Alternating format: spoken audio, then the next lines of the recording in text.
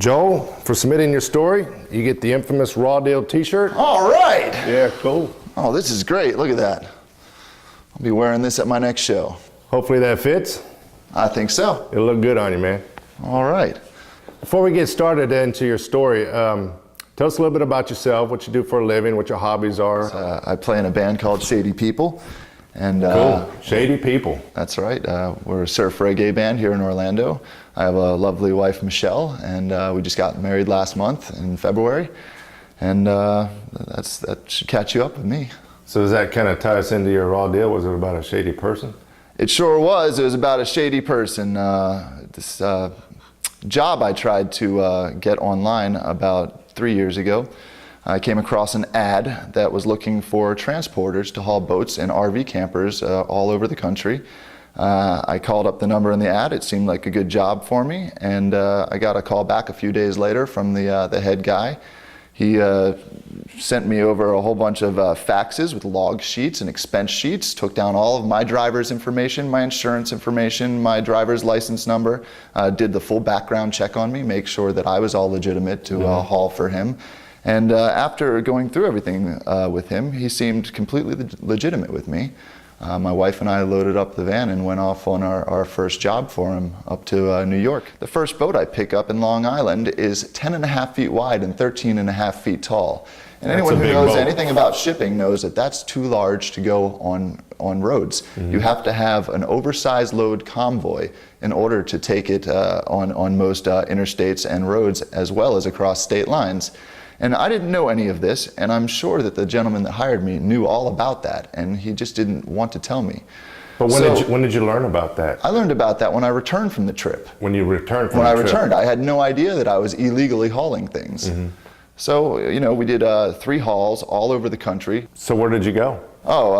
We went from New York to LA, Las Vegas to upstate New York, and then Michigan to Mississippi. That's a lot of travel. It is. 2.5 weeks, 17,000 miles.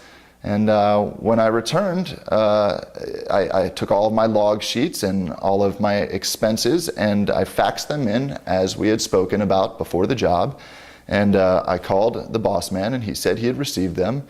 And that was the last I heard from him for a couple of weeks. I was cruising around online, and I saw an ad from a gentleman saying, has anybody worked for so-and-so, the same person that I had just worked for. And that was just by coincidence? It was just by coincidence. So my curiosity got the better of me. I called the phone number on the ad and talked to him, and he told me basically that he had been ripped off by this guy for doing the same jobs, and he had found 4 or 5 other people that had been ripped off as well. So at that point, I decided I was going to confront him about it. He basically said, yeah, I knew I wasn't going to pay you. I probably shouldn't have done that, but what are you going to do about it? He admitted it just like that? Yep. He said, what are you going to do about it? How did that make you feel? Oh, it made me feel terrible. And what are you going to do about it? You just got ripped off for $7,500. So when you found this out, what did you do? Well, what I did about it was I got really mad, and I wrote a song about it. And what I do with this song is I play it at all my shows, and I tell the story about how I got ripped off, and I tell about the person who did it to me, and I do my best to let everybody know what a piece of garbage he is. And if anyone ever sees him, to let him know that shady people are looking for him. I mean, did you ever contact the Better Business Bureau or contact a lawyer about the situation? I sure did. A couple of them spoke to a few lawyers, and unfortunately, since we never had a formal agreement signed by both of us, then I really didn't have much of a case.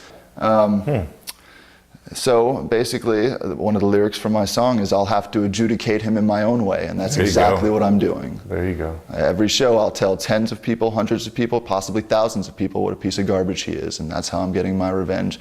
One show at a time, one CD at a time, $1 at a time, I'll get my $7,500 back. Well, Joel, thank you for telling us your story. Absolutely. Wish you the best of luck. Thank you. All right. Now it's up to you to vote on who you think got the rawest deal.